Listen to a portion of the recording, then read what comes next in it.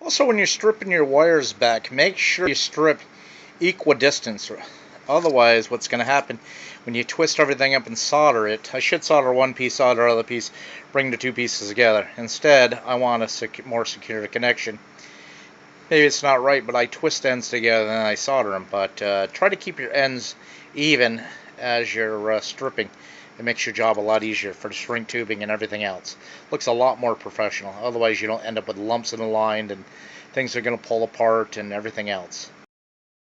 Also, because the wire for the wiring of the lights is thicker than the wire for the fog lights, which is probably 20 gauge, 22 gauge, I'm folding the solder back towards the light and bringing the shrink tubing over that way. That way helps reinforce this thinner wire. And then the other blue shrink tube and the yellow one will come over top this outer diameter over here, and everything will be tied tight.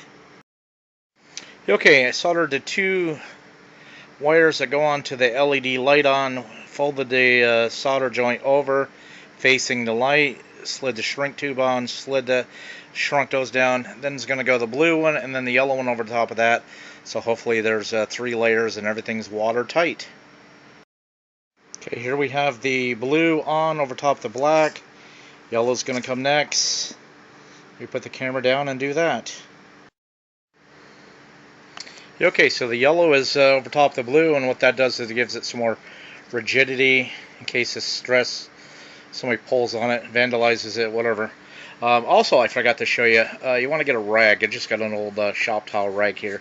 Soak it in some cold water, and when you're done shrink tubing, just grab it around it, quench it, cool that shrink tubing off, and it forms it right then and there, rock hard. And that's always a good idea. And there we go. I got 1, 2, 3, 4 lights all working, plugged into the power supply.